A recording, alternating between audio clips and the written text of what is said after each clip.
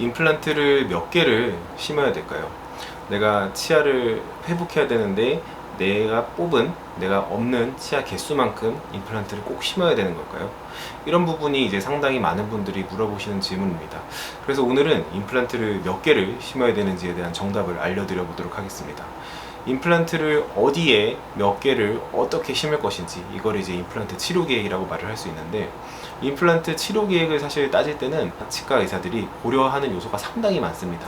하지만 그 중에서 가장 중요한 두 개를 꼽자면은, 첫 번째, 내가 임플란트를 수술할 곳에 뼈가 얼마나 튼튼하고 그 다음에 뼈가 풍부한지가 될 것이고, 두 번째로는 내가 임플란트를 수술을 하는 곳이 앞으로 일을 많이 할 곳인지 일을 별로 하지 않는 곳인지, 이 두 가지가 가장 중요한 요소가 됩니다.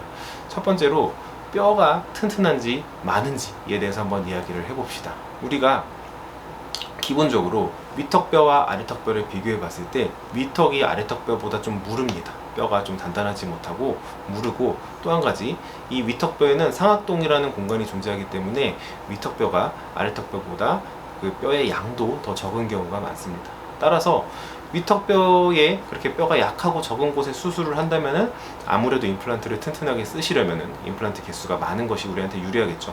거꾸로 아래턱은 튼튼하고 뼈도 많은 경우가 많기 때문에 임플란트 개수가 다소 적더라도 임플란트를 튼튼하게 사용하시는데 큰 문제가 없습니다. 그리고 두 번째로 말씀드렸던 임플란트가 이 앞으로 일을 많이 할 곳인지 아니면 일을 많이 하지 않는 곳인지에 대해서 말씀을 드려보겠습니다. 이건 간단해요. 우리가 앞니에서 어금니로 갈수록 당연히 힘을 더 많이 받고 앞으로 일을 더 많이 해야 됩니다. 거꾸로 앞니 쪽은 일을 많이 하는 곳이라기보다는 바깥에 보이는 게 중요한 자리가 되겠죠.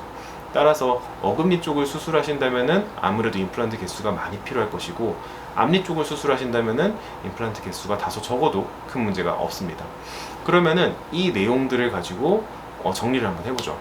일단 우리가 어금니를 따질 때 왼쪽과 오른쪽은 그냥 동일하기 때문에 그냥 어금니라고 설명을 드리겠습니다.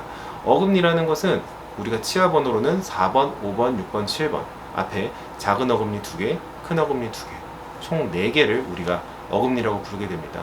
이 어금니는 일을 많이 하는 곳인가요? 조금 하는 곳인가요? 아까 말씀드렸죠? 일을 상당히 많이 하는 곳입니다.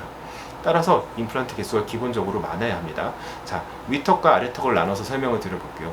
위턱이라면은 아까 아래턱뼈보다 임플란트를 감당할 뼈의 양이 적고 약하다고 말씀을 드렸어요. 따라서 위턱 어금니에 임플란트 수술을 하신다면은 이 치아 4개를 만들어내기 위해서 기본적으로 4개의 임플란트를 다 심어주는 것이 가장 튼튼합니다. 하지만 뼈의 상태가 조금 더 튼튼하고 조금 더 뼈의 양이 많으신 상태라면은 3개까지 심어도 튼튼하게 사용할 수 있는 경우가 있습니다. 또 반대로 아래턱에 어금니 4개를 만들어내는 경우라면은 보통은 임플란트의 개수를 치아 개수대로 4개를 심는 것이 아니라 3개 정도만 심으셔도 아래턱뼈는 튼튼하기 때문에 사용하시는데 크게 문제가 없습니다.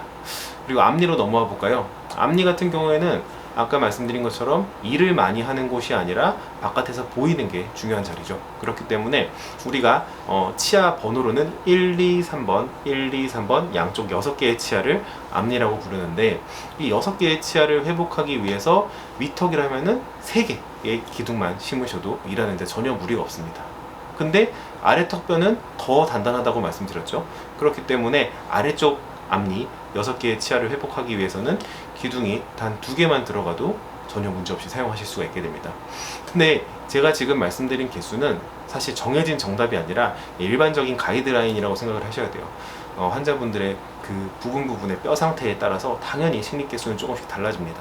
그럼에도 불구하고 이런 기본적인 가이드라인을 알고 상담을 들으신다면은 당연히 이해하기도 편하시고 듣기에 좋으실 테니 꼭 기억을 하시고 상담 받으러 가시길 바랍니다.